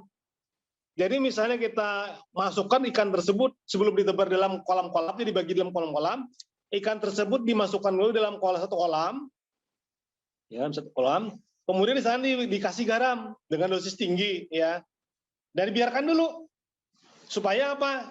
Jamur-jamur dalam tubuhnya itu rontok ya, rontok. Kemudian luka-luka yang ada pada saat panen benih itu sembuh ya, karena yang namanya garam itu bisa mengobati ya, bisa berperan sebagai penyembuh luka dan juga dia sebagai pembunuh mikroorganisme ya, terutama jamur, bakteri itu mati karena garam ya. Nah, jadi caranya seperti itu ya, di screening dulu, baru ditebar ke dalam kolam budidaya. Nah, kemudian apakah bisa pakai paranet? Sebenarnya yang namanya budidaya ikan dalam kolam itu, air hujan itu tidak masalah ya, asalkan ikan yang kita budidayakan itu sehat ya. Sebagai contoh di tempat Bapak di Amuntai, alhamdulillah ikannya karena kita pengelolaannya bagus ya, ikannya selalu sehat. Kita juga pakai paranet ya di Amuntai. Jadi tingkat perubahan suhu yang terlalu tinggi dengan adanya paranet itu bisa dikurangi ya. Nah itu, apakah bisa misalnya menggunakan atap seng misalnya? Bisa, namun biayanya besar gitu ya. Jadi tinggal sekarang yang bisa dilakukan oleh Jaki ya, sebelum ikan ditebar itu harus screening dulu ya, disehatkan dulu baru ditebar, dan jangan terlalu padat. Jangan terlalu padat ya. Nah gitu dulu Mas Apip yang bisa Bapak sampaikan. Siap. Mas Zaki jelas ya jawabannya ya dari Jelas. Pak Ahmad. Terima Oke, kasih. Pak. Ini izin saya membacakan lagi Pak. Ada pertanyaan dari kolom chatting. Iya. Ada dari kolom chat. Saya M. Safrudin dari FKI PWLM izin bertanya Pak. Saya pernah mencoba memelihara ikan nila dan juga lele. Nah, untuk lele sendiri tidak ada masalah, tetapi pada ikan nila sekitar 6 bulan tidak besar-besar ikannya, Pak. Nah, Ya. apa yang menjadi penyebab ikan itu tidak bisa besar? Kemudian satu lagi katanya, untuk budidaya ikan lais dan patin, apakah ada perlakuan khusus dibandingkan dengan ikan air tawar lainnya? Mohon maaf apabila ada yang salah, dikarenakan hujan jaringannya jadi lemah begitu Pak. Jadi dia bertanya via kolom chatting saja, tidak bisa langsung begitu Pak. Iya. Silakan Pak. Baik, tadi Ananda Muhammad Saprudin ya, budidaya ikan nila dan lele. Lelenya itu tidak masalah, kemudian nilainya bermasalah. Begini anakku, ikan nila itu memerlukan kualitas air yang prima, sedangkan lele itu tidak ya. Ikan lele itu dibudidayakan di tempat yang kotor sekalipun dia akan tetap hidup ya. Ikan lele itu dia termasuk jenis ikan yang mampu hidup di semua tempat ya, terkecuali air laut ya. Nah, ikan lele itu memang ikan yang paling mudah tumbuh ya, bahkan yang paling ekstrim sekalipun misalnya budidaya ikan lele misalnya di dalam WC itu bisa ya, artinya lele itu bisa dibudidayakan dimanapun. Beda dengan nila. Nah, kalau nila ini dia memerlukan kualitas air yang prima. Kalau kualitas airnya kurang bagus, maka dia yang pertama dia tidak nafsu makan ya. Sehingga kalau diberi makan dia tidak mau tumbuh, tidak mau makan dianya. Kasih makan dia tidak mau makan. Yang kedua dia mudah terserang penyakit ya. Kalau kualitas airnya tidak prima. Yang ketiga, kalau kualitas airnya itu kurang bagus, itu akan menghambat serapan oksigen ya dalam tubuhnya. Nah itu kalau aja Bapak curiga nih ya, kalau aja Bapak curiga kadar oksigen rendah sehingga dia tidak mau makan, ya, tidak mau makan dianya. Nah itu yang menyebabkan ikan tersebut tidak tumbuh ya, karena kualitas airnya tadi lah. Terkecuali mungkin dia dipelihara dalam kolam yang airnya menderas ya, misalnya deras. Nah itu memang faktor yang lain lagi, misalnya bibit ya, atau di sana terjadi serangan penyakit ya, atau misalnya bibitnya sudah generasi keberapa ya yang tidak mau tumbuh gitu ya. Ya. Kemudian tadi ikan lais dan ikan patin. Yang namanya ikan lais itu ikan perairan dalam ya. Jadi ikan lais ini memang memerlukan kualitas air yang bagus ya. Beda dengan ikan patin. Nah, kalau budidaya ikan patin itu tidak memerlukan kualitas air yang bagus gitu ya, di dalam kolam yang tidak mengalir sekalipun ya itu bisa ya, artinya untuk ikan patin tidak ada perlakuan khusus, sedangkan untuk ikan lais, nah ini perlu perlakuan khusus agar ikannya tetap sehat ya gitu ya. Kemudian ikan lais ini juga memerlukan protein yang tinggi. Kemudian ikan lais ini karena dia perikanan ikan yang hidup di dasar ya, jadi perlu pengelolaan kualitas air yang lebih bagus ya. Kolam harus dalam gitu ya. Kalau tidak dia tidak mau tumbuh nantinya. Untuk sementara itu dulu, Mas Baik, Habib Pak. silakan lagi kalau ada yang lain. Siap. Baik, nah lumayan bagus nih dari pertanyaan dan jawabannya nih Pak. Nah kemudian ada lagi nih Pak pertanyaan dari Eltina Rafida Aziza dari FKIP ULM. Nah kata dia di prodi saya baru-baru ini sedang gencar-gencarnya mengarahkan mahasiswa untuk penelitian di bidang perikanan. Salah satunya adalah mengenai bioflok Pak. Iya. Nah, yang ingin saya tanyakan, apakah budidaya ikan dengan sistem bioflok ini dapat dilakukan oleh pemula yang tidak memiliki pengalaman sama sekali terhadap ikan? Dan apakah biaya yang diperlukan besar untuk melakukan budidaya ikan dengan sistem ini? Terima kasih. Begitu Pak pertanyaannya Pak. Dipersilakan. Baik, Ananda Alpina, ya, sistem bioflok. Jadi Ananda Alpina, sistem bioflok itu memang sekarang itu kalau di Indonesia memang lagi booming ya. itu bisa dilakukan budidaya di di tempat yang terbatas gitu ya, dengan biaya yang cukup murah ya, dengan cukup murah bisa ya, untuk pemula bisa. Cuman yang harus diperhatikan dulu untuk ikannya, bioplok itu ya sekarang itu terpaku pada ikan lele. Memang yang namanya ikan lele itu ikan yang mudah tumbuh, itu pertama. Yang kedua, dia mampu hidup di tempat yang ekstrim. Yang ketiga, dia tidak memerlukan pakan yang bernutrisi tinggi ya. Yang keempat, dia memang lebih relatif tahan terhadap serangan penyakit. Jadi untuk pemula itu bisa melakukan budidaya ikan dengan sistem bioplok, bisa.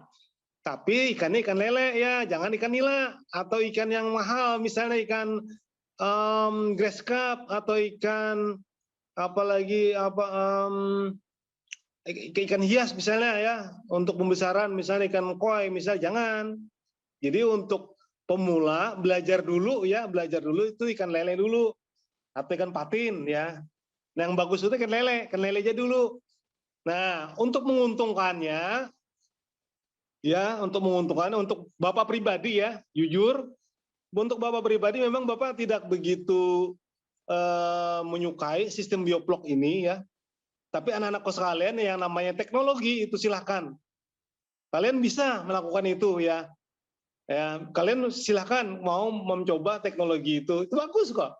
Tapi kalau hanya Bapak pribadi, Bapak tidak suka ya bioplok itu, karena melihat airnya yang begitu ekstrim itu ya, rasa gimana gitu ya gitu. Karena ikannya kan tidak pernah diganti, itu air tidak pernah diganti. Kemudian walaupun di situ ada proses bakteriolisis ya, atau di situ ada agen biologi, ada agen bakteri yang mengurai Pisces yang ada di dalam kolam itu, bisa saja ya, bisa saja.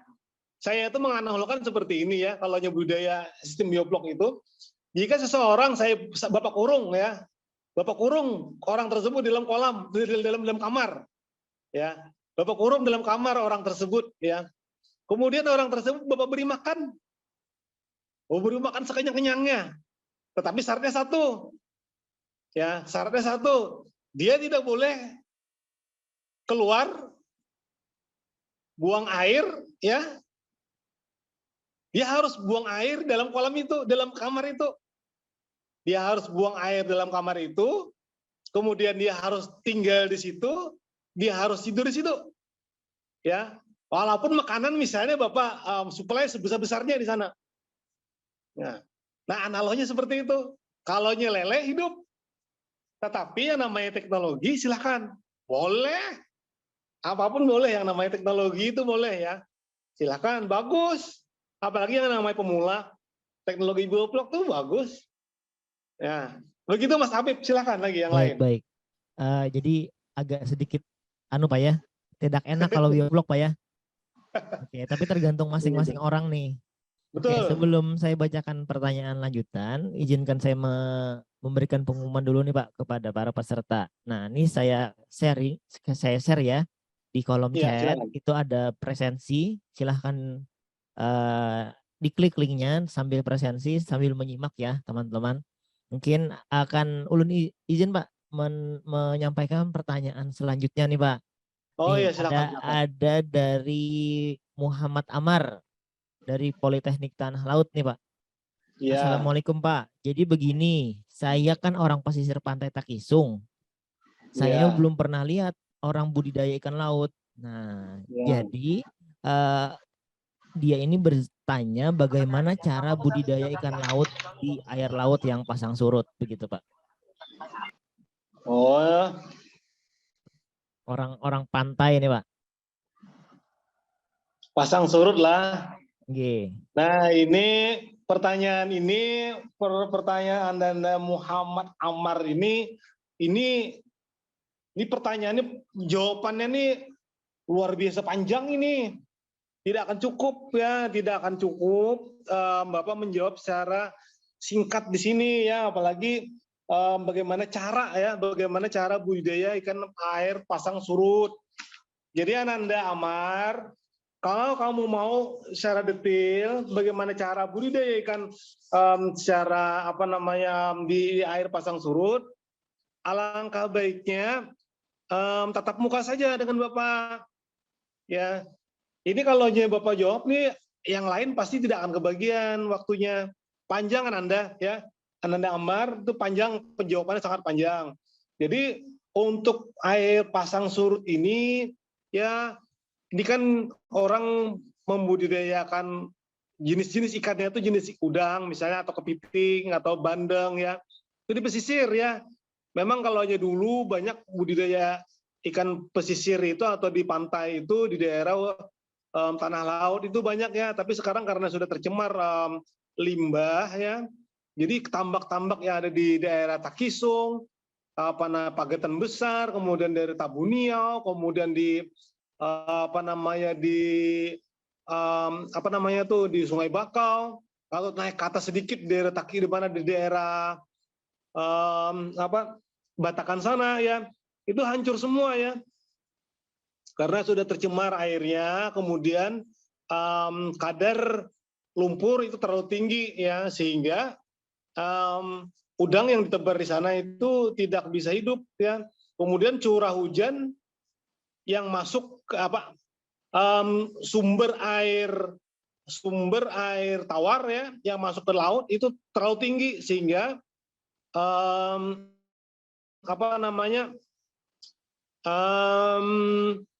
salinitas itu menurun. Nah, itu yang menyebabkan udang-udang itu tidak mampu hidup dengan baik ya. Nah, alangkah baiknya kalau mau Amar ya, silakan langsung tatap muka dengan Bapak, maunya ikan apa gitu. Nah, itu Pak, saya mau budidaya udang misalnya udang Paname, atau saya mau bikin kepiting soka misalnya. Oh, silakan, welcome. Belajar yang Bapak orang tuh tatap muka ya. Akan Bapak ulas itu kamu sampai kamu bosan. Ya, itu ya. Sampai kamu bosan belajarnya. Artinya kalau kamu bosan, kamu pintar artinya. Kalau seperti ini kan waktunya tidak terbatas.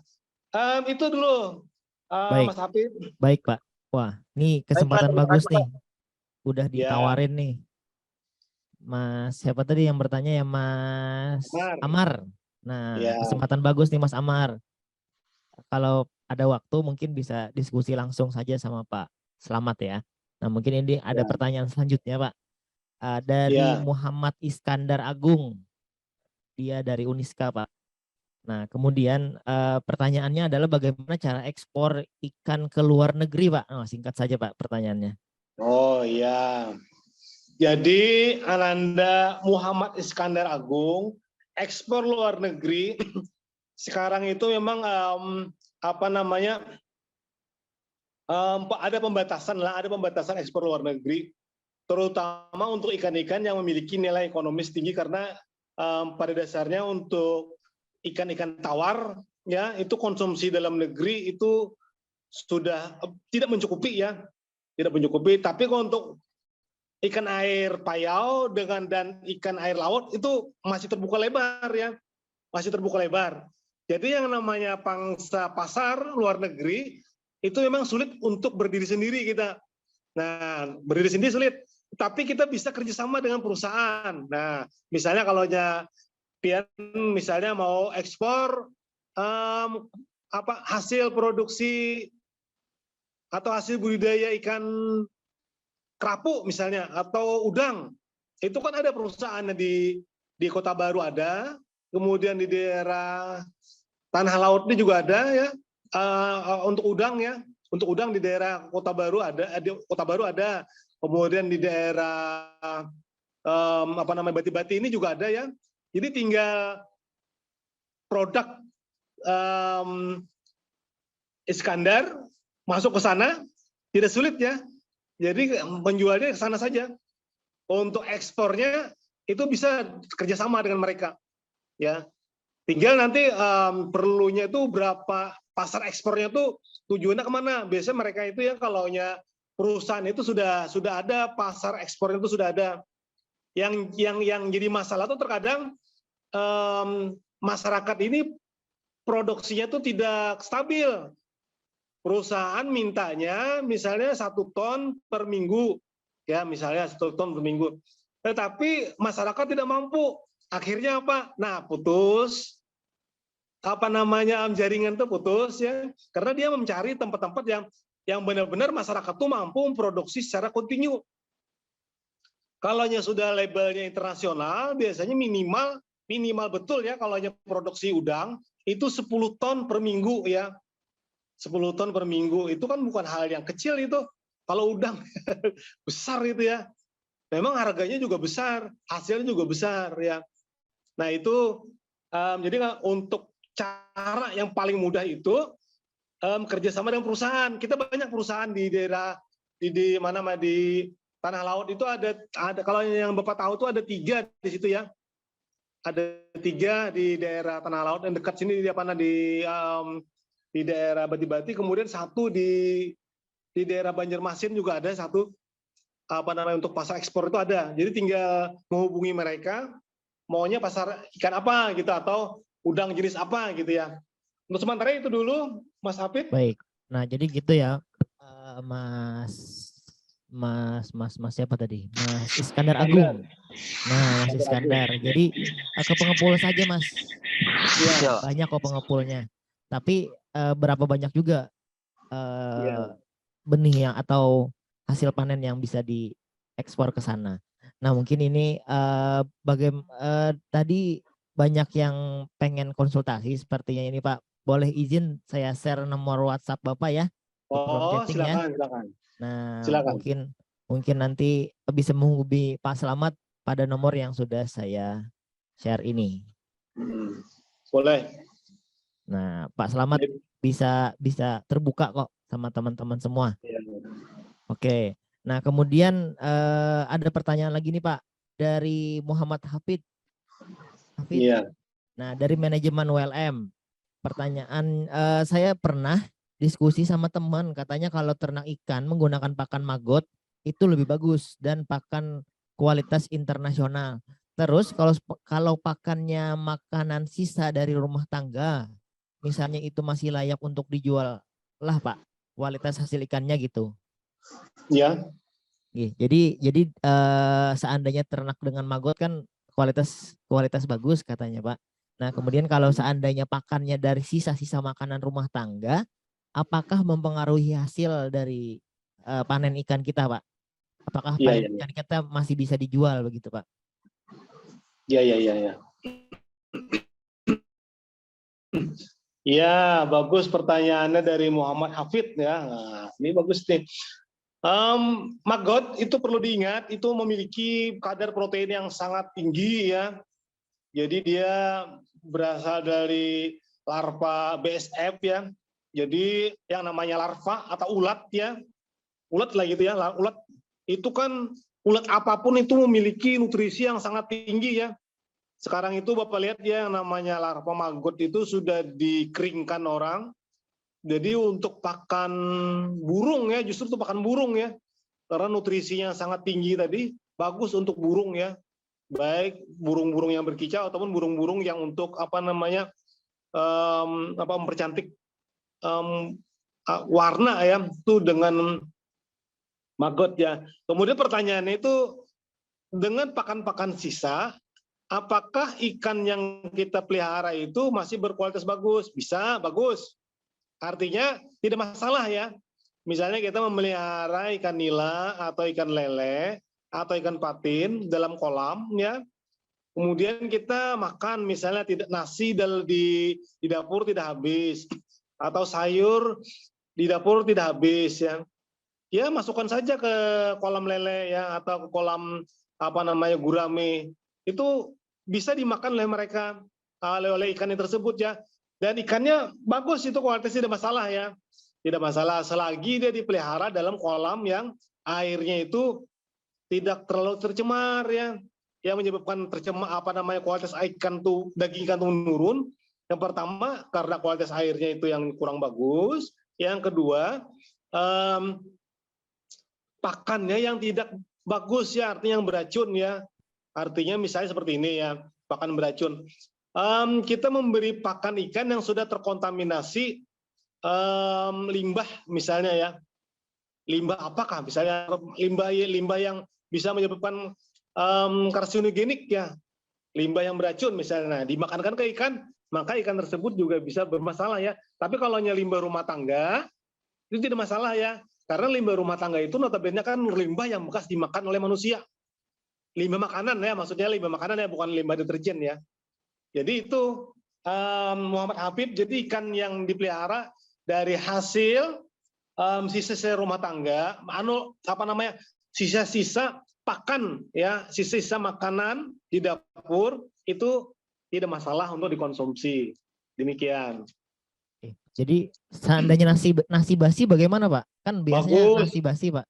Ya, nasi basi, sayur-sayuran yang sudah layu, sayur-sayuran yang sudah tidak termakan di kulkas misalnya, atau sisa-sisa pakan di sayuran atau ikan misalnya ya yang sudah tidak termakan lagi ya, misalnya tidak habis misalnya ikan, itu bisa. Seandainya Ya. bahan makanan tersebut mengandung pengawet nggak apa-apa juga Pak ya? Tidak masalah. Oke. Tidak Baik. masalah, asalkan pengawet itu memang diperuntukkan untuk manusia lah. Untuk makanan Pak ya?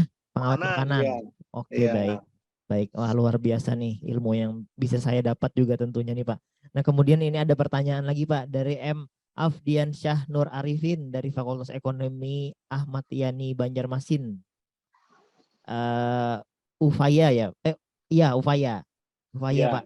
Nah kemudian pertanyaannya begini Pak. Kan di belakang rumah saya ada lahan kosong berukuran kira-kira 6 kali 4 meter. Nah, di sini saya minta saran Pak, apakah lahan sekecil ini bisa membuat kolam ikan dibuat produksi? Kebetulan rumah saya berada di tengah-tengah perkotaan Pak. Ya. Dan sebaiknya ikan apa yang bagus untuk lahan seukuran begitu? Untuk pembersihan airnya agar tidak bau dan tidak mengganggu tetangga, sebaiknya bagaimana Pak? Wah ini pertanyaan yang terngiang-ngiang juga sebenarnya di tempat saya Pak ketika ketemu Pak Slamet nih. Ya, silakan Pak. Jadi Ananda Muhammad Ahdian Syah, ya apakah bisa memelihara ikan dalam lahan yang terbatas? Jawabannya itu bisa. Itulah yang namanya konsep lahan pekarangan ya, budidaya di lahan pekarangan. Artinya yang namanya pekarangan itu tidak ada yang luas ya. Artinya yang namanya pekarangan itu ukuran misalnya 3x3 atau 3x5 misalnya, itu bisa dilakukan aktivitas budidaya ikan. Seperti apa caranya? Nah, sekarang itu kan banyak kolam-kolam bundar ya, yang seperti ini ya. Nah, ini kolam seperti ini, kan banyak ini. Ini kolam-kolam seperti ini. Nah, mana? Nah, ini Ananda Muhammad Ahdian Syah. Nih, seperti ini. Kolam bundar seperti ini. Nah, ini kan harganya kan bervariasi. Ya, ada yang diameter 1, ada diameter 2, ada diameter 3, ada yang diameter 4, bahkan ada yang diameter yang lebih dari 5 ya. 5 meter diameternya kan besar itu ya. Jadi tinggal disesuaikan dengan pekarangan. Misalnya Pak, saya cuma bisa misalnya menggunakan diameter yang 2 misalnya. Ya sudah yang 2. Kemudian bikinlah kolam di samping rumah itu dengan kolam yang bundar seperti ini yang berdiameter 2 meter misalnya, atau yang 1,5 meter misalnya. Nah, kemudian bagaimana cara pengelolaannya? Gampang. Misalnya kita memelihara jenis ikan lele misalnya, atau ikan nila juga bisa. Tingkat kepadatannya jangan terlalu tinggi. Nah, bagaimana caranya supaya tidak berbau? Nah, gampang lah. Yang pertama dulu, kolam di sekitar rumah kita tuh ada nggak saluran parit misalnya. Jadi membuang limbah air hasil budidaya itu jangan langsung dibuang kayak gitu ya. Kemudian dimasukkan dalam paret. Nah, supaya tidak berbau seperti apa? Tebarkanlah garam. Jadi dalam kolam budidaya itu dimasukkan garam, kemudian diberi aerasi ya. Diberi aerator itu ya. Jadi begitu. Kemudian bagaimana lagi cara yang lain? Kemudian kolam itu jangan terlalu lama dikuras. Misalnya berperiodik ya, misalnya dalam setengah bulan itu 2 minggu sekali kolam tersebut dikuras. Tapi dikurasnya sepertiga saja airnya dibuang. tambah lagi sepertiga. Nah, itu salah satu cara mengurangi bau ya. Kemudian supaya kolamnya itu tidak berbau amoniak terlalu kuat ya, tambahkanlah garam, misalnya tambahkanlah 200 gram atau 100 gram per meter persegi ya. Garam curai ya, garam curai. Garam yang berkiloan itu nah yang tidak ada ya, yang tidak ada yodiumnya itu nah. Masukkan sana, kemudian masukkan aerator. Jadi gampang ya. Jadi insya Allah kolam itu tidak akan berbau. Nah, itu sementara itu. Baik. Muhammad Ardiansyah. Baik, Pak. Ya Pak, terima kasih Pak atas jawabannya. Oke. Nah, pertanyaannya mungkin seperti ini lagi, Pak. Seandainya kan itu Pak, kita berarti kita sediakan safety tank duluan ya Pak ya, buat membuang airnya dulu ya, jangan langsung ke got gitu ya. Nah, itu sebenarnya tanpa safety tank bisa, dibuang langsung ke got juga bisa. Cuman tadi syaratnya sebelum air dibuang itu, alangkah baiknya kolam tersebut ditebari dulu garam. Oke, baik. Tebar garam dulu diaduk, nah itu baru dibuang. Itu insya Allah air itu tidak akan berbau ya. Baru diisi lagi air dan jangan sampai air tersebut terlalu lama tidak diganti. Itu kan yang jadi masalah, air itu terlalu lama tidak diganti. Kemudian pada saat membuangnya itu tidak ditebar garam, Baik. sehingga baunya itu luar biasa jadinya. Tetapi kalaunya ikannya itu tidak terlalu banyak ya, relatif tidak berbau ya. Bapak tuh sudah mencoba masalahnya, sudah beberapa kali mencoba itu tidak berbau, asalkan rutin mengganti air setengah bulan sekali, misalnya sepertiga dibuang, kemudian setelah diisi lagi dikasih garam begitu. Kemudian aerasinya bagus, tidak berbau, benar-benar tidak berbau ya. Baik. Nah, begitu. Coba dulu ya rekan-rekan ya. Nah, untuk airnya Ya. itu Pak, bolehkah menggunakan air pump, Pak? Nah, jangan menggunakan air pump karena kadar klorin klorinnya apa ya? Kapurit ya, Pak? Kapuritnya tinggi tempat kita ini. Banjarbaru, Banjarmasin itu luar biasa tingginya. Ya, tinggi, sangat tinggi karena banyak kejadian ya, air ledengnya banyak mengandung E. coli. Jadi perusahaan itu memasukkan kapurit itu terlalu tinggi. Bapak tuh mau melihara ikan di muka itu ya, di depan rumah Bapak tuh ada ikan papuyu ya. Kemarin terlalu kotor airnya, Bapak gantilah air itu dengan air ledeng. Bapak juga sih yang salah ya. Tapi separuh saja saya ganti itu. Tapi kebetulan air ledengnya itu baru air ledeng yang diolah. Seharusnya diendapkan dulu itu kemarin itu. Ya begitu Bapak isi, ada sudah gejala terlalu tinggi ya, bau kapurit kan menyengat gitu ya. Tapi sudah terlanjur masuk ke dalam kolam Bapak itu ya, banyak juga yang mati kemarin. Oh, resikonya kematian bahkan Pak ya? Mati. Jadi kemarin itu mengatasinya itu air itu kembali dikuras, kemudian diganti dengan air sumur, selesai gitu ya. Jadi supaya ikan itu, memang kalau mengisi air dengan air ledeng itu berisiko ya, sangat berisiko. Terutama untuk kita ini ya, tempat kita ini. Pokoknya Banjarbaru, Banjarmasin, Martapura yang menggunakan ledeng itu tinggi kapuritnya. Ya. Baik. Jadi air sumur atau air sungai atau air sumur bor juga bisa. Air hujan boleh Pak ya? Boleh, air hujan boleh. Oke. Nah, itu teman-teman hal yang perlu disiapkan tuh bahan baku untuk ternak ikannya. Jadi jangan sampai ikannya udah pas, teknologi udah pas, tahu-tahu airnya air ledeng. Nah, ya. Nah, kemudian nih Pak, mungkin pertanyaan umum dari para mahasiswa nih Pak. Kan para mahasiswa ini banyak yang tinggal di kos-kosan Pak. Iya. Nah, apakah ada peluang untuk mereka untuk bisa beternak ikan juga Pak, selain cupang Pak ya? Mungkin kalau cupang bisa lah. Kalau untuk konsumsi Pak, misalkan, adakah? Seandainya di akhir bulan belum ada kiriman orang tua, wah ini ada ternak ikan aku nih bisa digoreng begitu Pak. Ternak ikan di kos-kosan ya. Betul Pak. Oh, kalau di kos-kosan itu nanti bentrok dengan ibu kos nanti ya. Kalau ikan tuh sebenarnya bisa saja, misalnya kalian menggunakan akuarium atau menggunakan baskom, cuman tidak efektif jadinya. Atau kalau mau misalnya kalian menggunakan drum ya, jadi supaya tidak bentrok dengan ibu kos ya, kalau memelihara ikan misalnya dalam drum misalnya. Beli aja drum misalnya, pelihara lele misalnya, lele kan mudah itu.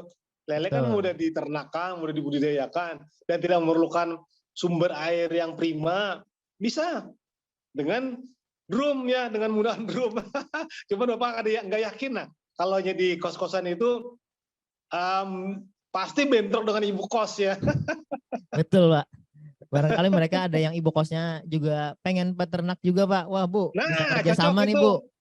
Nah, kalau ibu kosnya bisa memandiri ibu kosnya, bagus itu.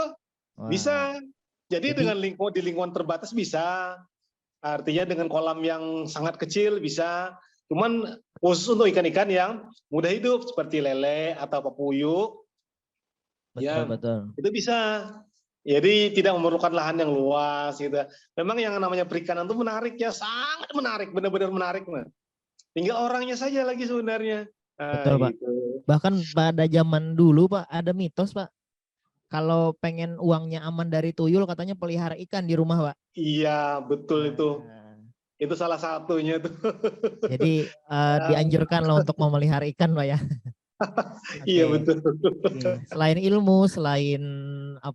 ilmu yang kita dapat, kemudian selain itu juga adalah teknologinya seperti apa, bahan baku, komunikasi juga penting rekan-rekan sekalian. Jadi kita mau ternak ikan di mana kok itu komunikasi yang lebih utama. Jadi seandainya kita mau ternak di kos, peluangnya pasti ada. Cuman kita komunikasi dengan ibu kosnya bagaimana. Kemudian kalau kita di rumah perkotaan, bagaimana dengan tetangga. Kemudian kalau kita di hutan belantara, komunikasi kita dengan daerah di sana bagaimana juga.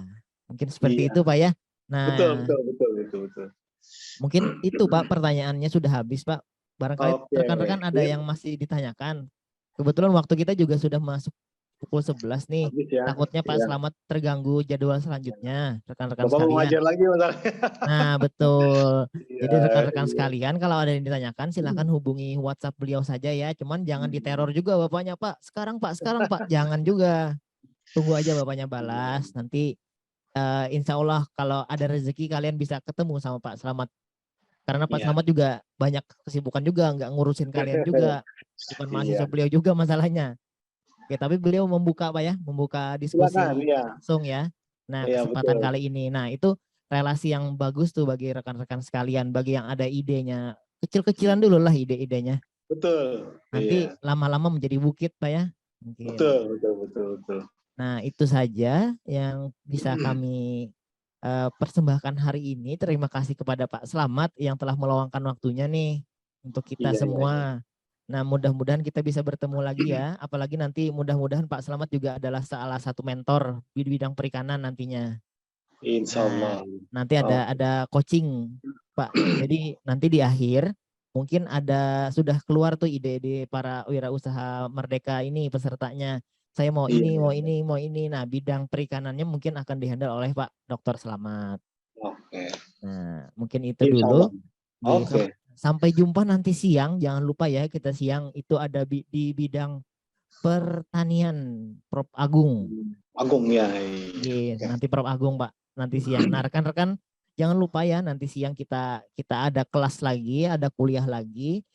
Tentu saja yang lebih menarik lagi selain dari perikanan, kemarin kehutanan, hari ini perikanan dan peternakan. Mungkin itu, mohon maaf Pak Slamet kalau seandainya ada salah kata dari saya atau kepanitiaan yang menghubungi Bapak sebelumnya atau sesudahnya nanti, saya mohon maaf apabila ada salah hilaf. Mohon izin Pak. Saya tutup dengan ucapan alhamdulillahirabbil alamin. Alhamdulillahirrahmanirrahim. Izin lip nak ya, anak-anak sekalian. Ya. Terima kasih Pak. Ya, anak sekalian izin lip. Terima kasih. Assalamualaikum warahmatullahi wabarakatuh.